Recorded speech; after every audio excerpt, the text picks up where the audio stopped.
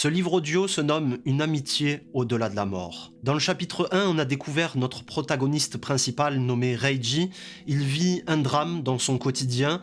Un camarade de classe décède suite à un accident de la route. Sa vie bascule alors. Il se rend compte qu'il a peut-être perdu la seule personne qui était susceptible de devenir son ami. Il se plonge alors dans tout un tas de réflexions, notamment à propos de sa situation sociale, de son isolement, mais aussi dans des questions existentielles. Quel est le but de la vie? Pourquoi Takeshi a dû mourir à seulement 19 ans? Où est la vérité? Que se passe-t-il après la mort? De manière assez étonnante et spirituelle, il essaye de se lier à son ami décédé. C'est là qu'il est frappé par une tragédie à son tour. Lui aussi est victime d'un accident. Chapitre 2. La petite mort. C'est un miracle. C'est un vrai miracle. Je me surprends debout, perdu au milieu d'un groupe de passants, planté devant un passage piéton. Avec ma modeste tenue de lycéen, je fais tâche au milieu de ce groupe de salariman en costard-cravate. Perdus dans leurs pensées, ceux-ci ne m'accordent aucune attention et fixent l'horizon comme si leur vie en dépendait. Face à nous, nous trouvons deux voies ferrées coupant perpendiculairement le passage. Pour le moment, les barrières de sécurité demeurent relevées et le voyant du feu reste au vert. Aucun train en vue, la voie semble libre. Mais le temps semble être à l'arrêt. Étrangement, nous restons tous immobiles à attendre. Nous attendons, encore et encore. Je crois que nous attendons un événement bien plus important que le simple fait de traverser.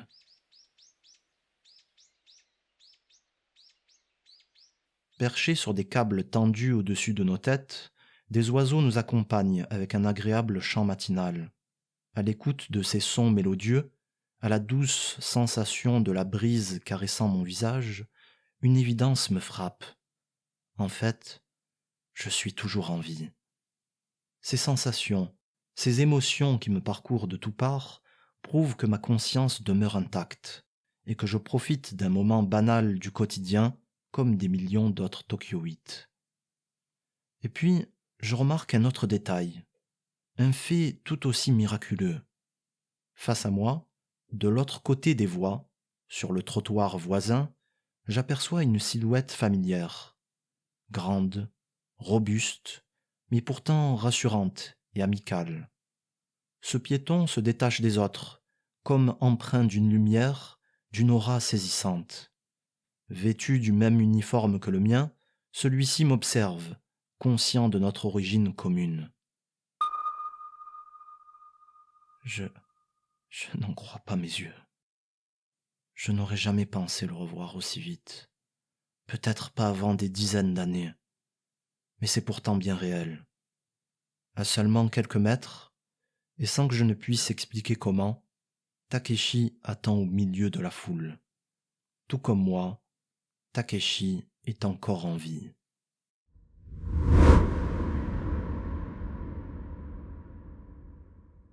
Je ne réfléchis pas bien longtemps avant de faire 3 pas en sa direction. Désorienté, bouleversé, totalement incrédule, ma main tendue vers lui me guide dans cette situation qui me dépasse. « Takeshi-kun, c'est bien toi ?» lui dis-je d'une voix tremblante. « Oui, Reiji-kun, c'est moi. » Une trentaine de centimètres tout au plus me séparent encore de lui. Je m'apprête à toucher son épaule quand soudain, mes doigts entrent en contact avec une étrange surface que je ne vois pas. Impossible d'aller plus loin. En fait, c'est comme être bloqué par du verre invisible à l'œil nu. J'ai beau scruter le vide, mais je ne trouve aucun indice trahissant la présence d'un obstacle. Bizarre. Jamais rien expérimenté de semblable. Ma main se pose sur cette curieuse paroi. Puis, des vibrations viennent secouer l'ensemble de mon bras et de ma colonne avant de s'évanouir à la pointe de mes pieds. Dans le même temps, je dévisage Takeshi, sans même cligner une seule fois des yeux, de peur que celui-ci ne disparaisse soudainement. Dans la cruauté de cette situation, et malgré ces retrouvailles improbables, nous restons silencieux l'un face à l'autre, limités à une distance relative d'un bras. Qu'est-ce que c'est ? lui dis-je à propos du mur, conscient de mon ignorance manifeste. On la nomme la barrière, répond-il, visiblement pas étonné par ce phénomène. Il pose sa main sur celle-ci, ce qui produit une nouvelle vague traversant mon bras comme précédemment. Il reprend alors son explication. Cette barrière symbolise l'intermonde, le barzakh. C'est une frontière séparant des mondes opposés, ceux des morts et des vivants, ceux de l'invisible et du visible. Cette barrière te rejette car tu es un étranger. Tu es en vie et appartiens encore aux côtés des vivants. Mais toi alors, tu es donc mort? Bah oui, tu devrais le savoir, non? Tu avais pourtant assisté à mon enterrement, dit-il avec un curieux sourire. Je n'y comprends rien. Tout m'échappe dans ses explications, cet environnement surnaturel et son ton déconcertant. Que se passe-t-il donc ici? Au toucher, la barrière semble se trouver exactement entre les deux voies ferrées et couper perpendiculairement ce passage piéton reliant deux trottoirs d'un quartier urbain. De petits immeubles neufs aux couleurs pastel nous entourent, de 4 ou 5 étages maximum. Au-dessus d'eux, une surprenante tête métallique pointe le bout de son nez, longue et imposante. Il s'agit en fait de la Tokyo Skytree. Je ne connais pas cet endroit, mais je dirais qu'il se situe à Ueno. De son côté, Takeshi étudie les 2 chemins de fer, avant de s'exprimer de nouveau. Le prochain train ne devrait pas passer avant une dizaine de minutes. Cela devrait être suffisant afin de terminer notre discussion. Comme porté par une intuition, j'imaginais bien que nos retrouvailles ne dureraient pas. Après tout, chaque personne en ce lieu le sait. À l'arrivée du train, un événement va tout emporter, tout détruire, tout remettre à zéro. J'ai beau me creuser l'esprit, mais je ne parviens pas à me souvenir de quoi il s'agit. Pourtant, la réponse semble évidente. Et puis zut, je laisse tomber. Mieux vaut plutôt faire le tri dans toutes les interrogations qui plombent mon esprit. Il y a tellement de choses que je souhaite comprendre, tellement de choses que je souhaite dire à Takeshi que je me sens étouffé par mes propres pensées. Où sommes-nous, Takeshi? Je sens bien que ce lieu est trop spécial pour être le vrai Tokyo. Il marque une pause et observe avec mélancolie le ciel bleu et infini de la cité factice, avant de répondre, le regard toujours perché dans les nuages. C'est simple, tu es en train de rêver, Raiji. À ces quelques mots, ma poitrine se serre à la limite de l'implosion, pleine de tristesse et de déception. C'est comme si mon propre subconscient m'avait trahi. Toutefois, ceci n'est pas le fruit de ton imagination. Toi et moi, nous sommes vraiment en train de parler. Non pas physiquement, mais spirituellement. Je l'observe dubitatif et méfiant.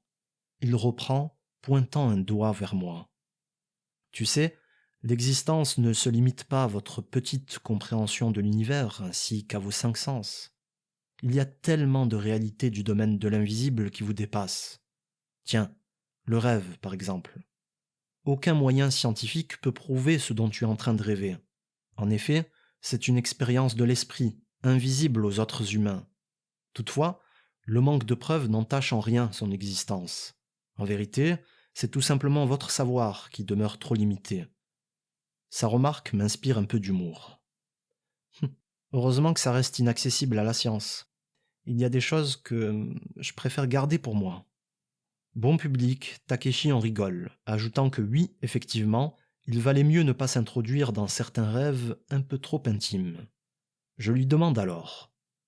Mais toi, du coup, comment as-tu fait pour atterrir dans mon rêve? Disons que, dans quelques rares cas, le songe peut jouer le rôle d'un pont permettant à 2 âmes de se retrouver. En fait, ce pont nous a permis de nous retrouver, toi et moi, à la croisée de nos 2 mondes. Je n'y avais pas accordé d'importance à l'époque, mais il me semble avoir déjà entendu grand-mère me raconter une expérience semblable. Une discussion dans un songe avec une de ses connaissances décédées. À y réfléchir, ce rêve ne ressemble à aucun autre. Jamais je n'ai fait l'expérience d'un songe si réel, si authentique dans les sensations qu'il procure. Les rayons aveuglants du soleil, la fraîcheur du matin, le son des voitures au loin, la dureté du béton sous mes pieds. Tout paraît incroyablement vrai. Tout, même ce Takeshi. En l'entendant parler, une évidence s'impose. Le Takeshi de ce monde paraît bien plus mature que celui que je connaissais. C'est comme si davantage de temps s'était écoulé de son côté. Oui, son aspect physique dégage aussi ce constat. Il porte dorénavant une barbe mi-longue, nette et entretenue, lui assurant une certaine sagesse. Et puis, je ne peux ignorer la cicatrice taillant son visage de l'œil gauche jusqu'aux joues. Probablement les conséquences du tragique accident l'ayant emporté. À ce sujet, si c'est vraiment Takeshi à qui je parle, je dois profiter de cette occasion pour lui demander. Il doit sûrement avoir des réponses. Takeshi, est-ce qu'il y a vraiment une vie après la mort? Que se passe-t-il à ce moment-là?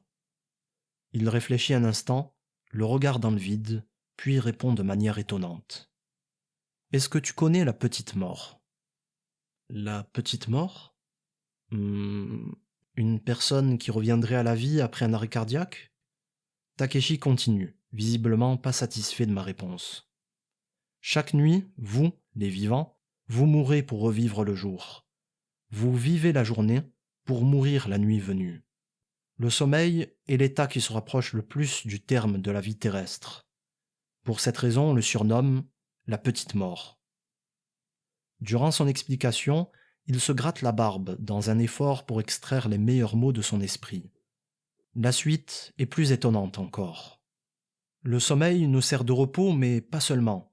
C'est aussi le moyen de se rappeler, de ne pas oublier la mort, cette étape inévitable qui frappera toute âme. Et puis, c'est la preuve qu'après la mort, il y a bien une continuité dans l'existence. Lorsque tu te couches dans l'obscurité de ta chambre, est-ce que tu te poses la question « vais-je me réveiller demain matin ?» ou bien « y a-t-il une suite après le sommeil ?» Non, tu le fais sans avoir le choix, car tu as été créé ainsi. On t'a conçu avec un fonctionnement bien spécifique qui t'oblige bon gré mal gré à te soumettre à ce cycle. Et tu as confiance en ce processus. Tu ne t'encombres pas de doutes inutiles, comme l'hypothèse de ne pas revenir de ton sommeil, ou l'hypothèse que l'existence soit limitée à la seule journée en cours. En fait, l'humain a confiance en ce procédé car il sait inconsciemment qu'on lui rendra son âme après lui avoir prise le temps d'une nuit. Ce n'est pas l'humain qui décide de gaspiller le tiers de sa vie dans ses allées et venues, c'est plutôt quelqu'un qui lui a imposé cela avant sa naissance. Il a intégré cette contrainte au plus profond des humains et des animaux comme une ligne de code dans un programme. C'est lui aussi qui a décidé que les vivants ne resteraient pas éternellement sur Terre, et qu'un jour, ils reviendraient tous à lui. Le défunt en uniforme marque une dernière pause, avant de terminer son explication.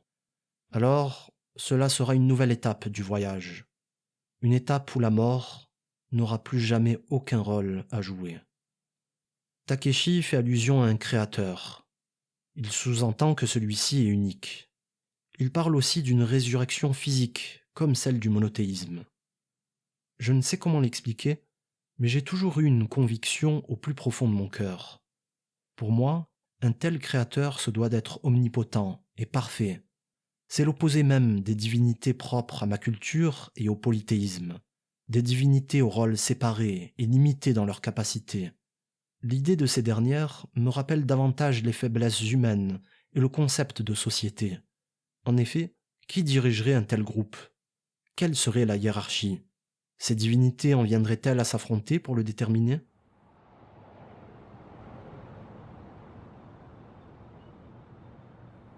C'est le silence. Takeshi a maintenant terminé son explication, et je crois qu'il m'a un peu convaincu. Le chant des oiseaux s'est aussi estompé. Et pour cause, ces chanteurs infatigables volent et tournent maintenant sur place, d'une précision extraordinaire, sans jamais heurter la barrière, visiblement conscients de sa présence. En y réfléchissant, avec ce cycle du sommeil, on fait déjà l'expérience de la mort et de la résurrection au quotidien, et ce des dizaines de milliers de fois dans une vie.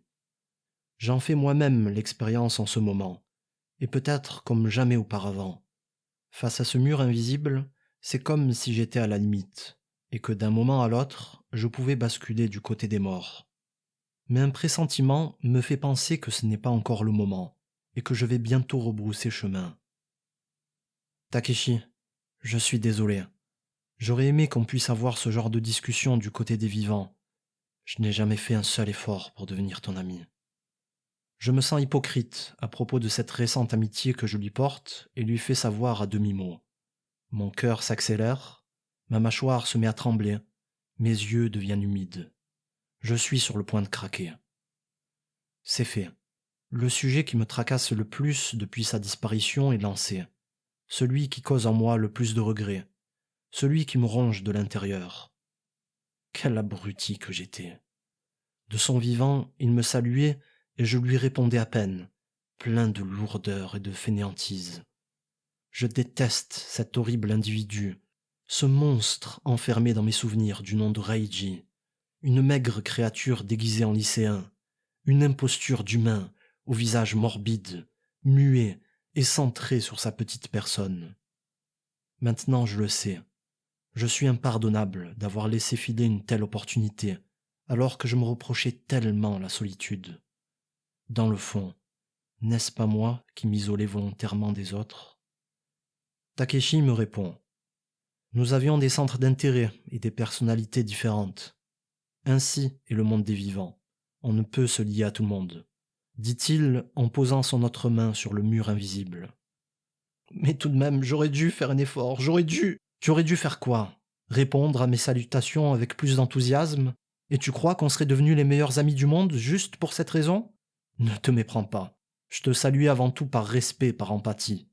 Je ne te voyais pas comme un ami, mais plutôt comme un collègue de classe qui avait besoin d'aide. Il essaye de me consoler en me subtilisant le mauvais rôle.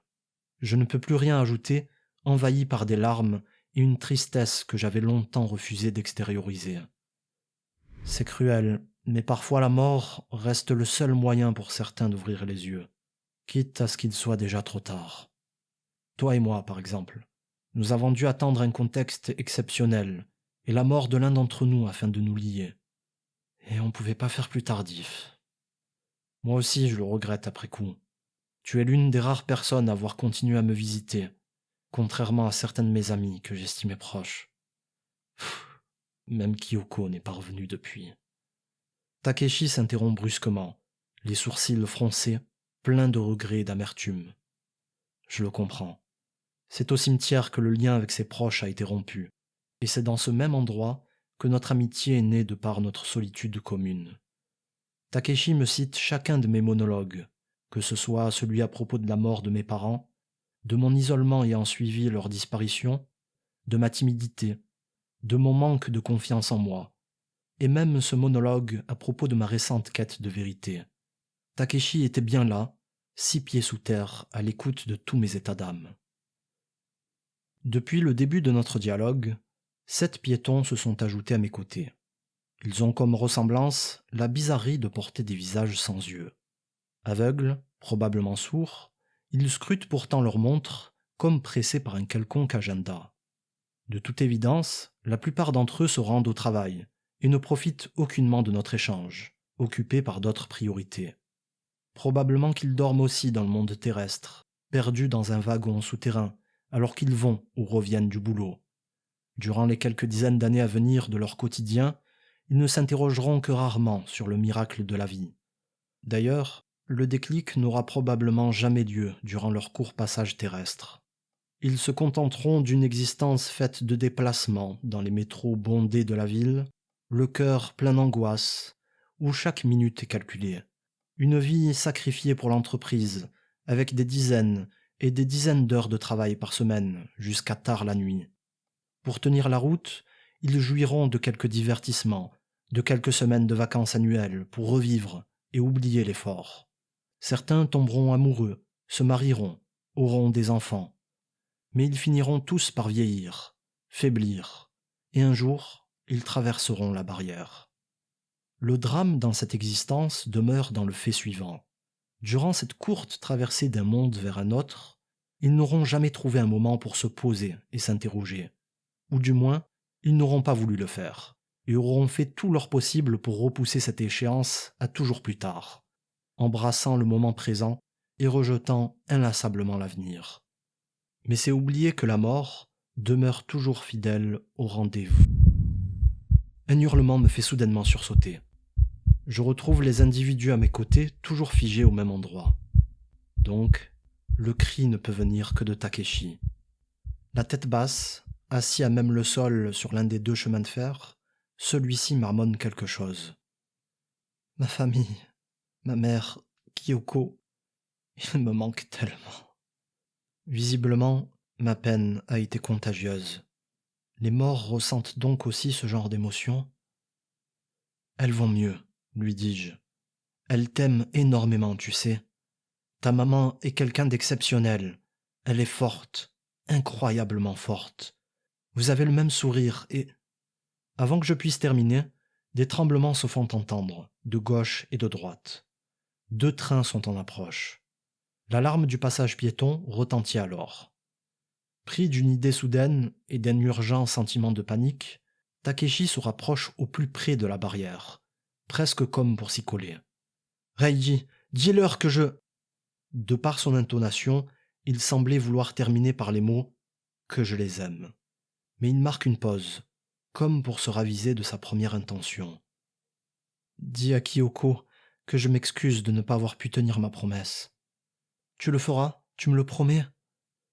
Je fais un oui de la tête.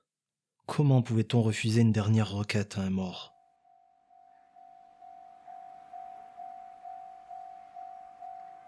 Alors que les barrières se baissent doucement, je recule de quelques pas et quitte la voie ferrée. Takeshi reste à la frontière, entre les 2 voies et dans la trajectoire des trains, scrutant leur arrivée. En temps normal, la scène m'aurait interpellé et je l'aurais invité à retourner de son côté. Mais dans ce rêve, je n'y trouve rien à redire. J'ai donc préféré m'excuser plutôt que l'interroger sur les mystères de la vie et de la mort. Je profite de ces dernières secondes afin de lui poser une ultime question. De son côté, le signal sonore se fait de plus en plus bruyant, pressant, comme pour annoncer avec tragédie la fin imminente d'un film sans que le spectateur n'ait obtenu toutes les réponses. Le grondement des 2 énormes rames se fait davantage menaçant. Le sol vibre sous mes pieds. Il ne reste plus que quelques secondes. « Où est la vérité, mon ami ? Donne-moi un indice !» Ma voix se perd dans l'énorme vacarme. Imperturbable, malgré qu'il soit sur le point d'être percuté par l'un des 2 trains, Takeshi lève lentement sa main droite et pointe délicatement son index vers le ciel.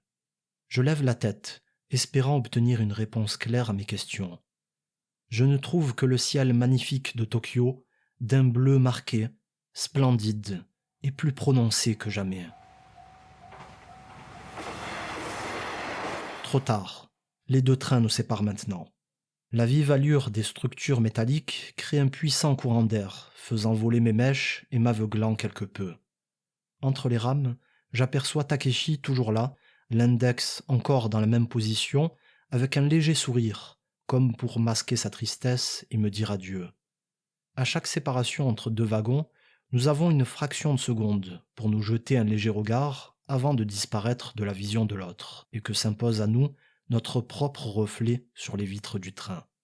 Le processus se répète plusieurs fois avant que Takeshi ne bouge les lèvres pour dire une dernière parole. Celle-ci est entrecoupée par le bruit incessant. J'essaye d'en déchiffrer la sonorité, le sens, tandis que mes idées sont de plus en plus brouillées. Le rêve est terminé. Cette résurrection, ce retour du monde des morts vers le monde des vivants devait avoir lieu. C'était la conclusion que nous attendions tous à la frontière, et qui met un terme au voyage dans cet autre Tokyo maintenant disparu. Alors que j'ouvre lentement mes yeux humides, pleins de chagrin d'avoir perdu un être cher, j'en découvre de nouveaux face à moi. Leur visage encore flou semble m'observer plein de joie et d'enthousiasme. Quelle surprise! Je n'étais pas seul. Des humains s'intéressaient à moi, et attendait impatiemment mon retour. C'est un miracle comme on en voit une seule fois dans une vie. Ce sont les propos des différents spécialistes ayant évalué mon état de santé. Normalement, en suivant la logique même, je ne devrais plus être présent. Mais quelque chose, non, quelqu'un avait voulu que je survive ce jour-là. Un traumatisme crânien, une hémorragie interne, un choc sévère au cervical, 4 côtes cassées et des abrasions sur les avant-bras et d'autres multiples parties du corps. Voilà les conséquences de l'impact avec ce véhicule de 3 tonnes m'ayant fait voler sur quelques dizaines de mètres. Immobile sur mon lit d'hôpital, je ne me souviens que vaguement du choc et de cette soirée-là. Malgré le port de cette encombrante attelle thoracique et de cette minerve, chaque geste, même le plus petit qui soit, reste une horrible souffrance. J'observe le plafond monotone de ma chambre pendant des heures et des heures durant. Mais étonnamment, ce temps-là n'est pas constitué d'ennui pur. Même l'ennui avait maintenant une saveur inestimable. Celui-ci représentait le temps d'une deuxième chance, d'un nouveau départ. Il y a 2 mois, Takeshi n'avait pas survécu à son accident. Et maintenant, c'était à moi d'en subir un. Mais pour une raison qui m'échappe encore, je devais survivre. Au change, je pense que toute ma classe aurait préféré le garder en vie à mes dépens. Mais pourtant, les professeurs et mes camarades avaient montré un grand enthousiasme suite à mon réveil. Bien que nous ne soyons que des étrangers, ces gens montrent un soulagement inattendu. Les témoins furent Haruma Sensei, Ayakawa-san, le délégué de notre classe, et Ogura-san.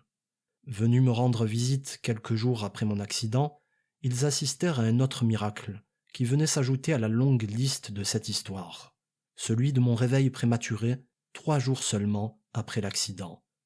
Sensei en avait pleuré de joie. Un calendrier au motif de One Piece me surveille sur la petite étagère à ma droite. Je déteste ce manga, j'ai jamais pu le blairer. Luffy m'observe avec un grand sourire exagéré, le poing en avant, avec son chapeau de paille attaché autour du cou. Sur chacune des dates du carton figure un prénom, ceux des élèves qui me rendront visite quotidiennement lors des prochaines semaines afin de m'apporter mes devoirs. Décidément, on ne voulait pas me laisser en paix. À peine réveillé, et on me rappelait à mon quotidien de lycéen, et à toutes ses joyeusetés. Il en dépendait de l'obtention de mon diplôme, insistait Haruma Sensei. Chaque jour, donc, un élève serait là pour me garder socialement lié à notre classe. C'était une corvée de 2 kilomètres à se farcir, distance entre le lycée et l'hôpital universitaire de Tokyo, et ce, 1 fois par mois pour chacun des 30 élèves de notre classe. Une corvée qui avait au moins le mérite de les dispenser de devoirs. Je me demande si Hiroshi osera pointer le bout de son nez, lui et son gros corps imposant. Je découvre que sa venue n'est pas prévue avant 15 jours. Ouf. Vu mon immobilisation forcée, peut-être qu'il gagnerait le combat cette fois-ci. En fait, la venue d'une autre personne m'intrigue bien plus. Celle de Kyoko, la petite amie de Takeshi. Enfin, son ancienne petite amie, devrait-on dire, vu les circonstances. Rien au 13, 14 et 15 novembre. Rien non plus la semaine suivante, et pour celle qui suit non plus. Le cœur battant, je vérifie 2 fois et ne trouve aucune date prévue pour sa visite, avant de poser mon index sur la date du 6 décembre. Son prénom est soigneusement écrit en rose, caché par les 2 autres, notés de façon plus imposante à sa gauche et à sa droite. Elle serait donc là, dans un peu moins d'1 mois. Je souffle une 2e fois de soulagement. Je dois dire que je redoute sa venue bien plus que celle de Hiroshi. Pourtant, il semblait acté que l'on n'en viendrait pas aux mains, elle et moi. Dans le fond, je savais que ce qui m'attendait était plus redoutable encore. Je devrais parler à une magnifique jeune fille de 18 ans, oser la regarder dans les yeux, malgré mon état pitoyable, être accueillant, avec un brin de discussion pour cacher ma timidité. Et puis, nous allions devoir parler de Takeshi. Nous allions devoir briser le tabou de sa mort.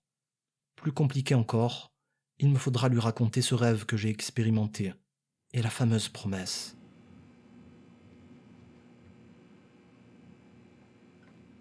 Plus le temps passe, plus les détails de ce rêve deviennent imprécis dans ma mémoire.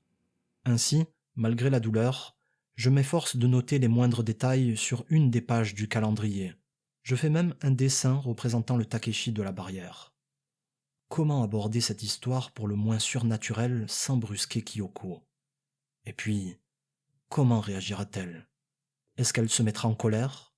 Éclatera-t-elle en sanglots? Me croira-t-elle ou me prendra-t-elle pour un fou? Est-ce que... Stop! Je prends quelques secondes et laisse mon cerveau décompresser. Impossible d'en vouloir à Kyoko si elle ne m'accordait aucun crédit. Et pour cause, moi-même, je ne suis pas certain d'avoir véritablement parlé à Takeshi. Il se peut qu'il fût simplement le fruit de mon imagination, la conséquence de mes après-midi morbides à visiter un mort dans un cimetière. Peut-être qu'à force de vraiment vouloir un ami et de regretter celui qui aurait pu être le mien, j'avais inconsciemment inventé une connexion entre nous. Peut-être même que dans un excès de folie, j'avais volontairement traversé à l'aveugle ce jour-là, pour provoquer cet accident et pour le rejoindre. Non! Qu'est-ce que je raconte? Depuis mon réveil, mon cerveau cogite trop. Je suis un imbécile heureux, mais certainement pas un suicidaire. Enfin, je l'espère. Même si cela ne m'enchantait pas, je devais et je voulais dire la vérité à Kyoko. Déjà à cause de la promesse. Et puis parce que ce message d'un autre monde avait peut-être un sens profond que j'ignorais, une utilité qui viendrait soulager et aider l'adolescente. Je ne connaissais rien de ce couple, et je n'avais aucunement connaissance d'une promesse. Cela semble bien trop intime, trop personnel pour parler à un étranger comme moi. Dans tous les cas, je n'ai pas le choix. Je vais devoir le faire. Dans le fond, c'est mon unique moyen d'obtenir la réponse à une question primordiale. Est-ce que cet échange avec Takeshi a bien été réel ou pas? Selon la réponse de Kyoko et son explication à propos de la promesse, j'aurai un verdict. Une piste pour mon cheminement spirituel et cette incroyable possibilité. Cette possibilité qu'il y ait quelque chose de l'autre côté, qu'il y ait une amitié au-delà de la barrière, et par conséquent, une vie au-delà de la mort.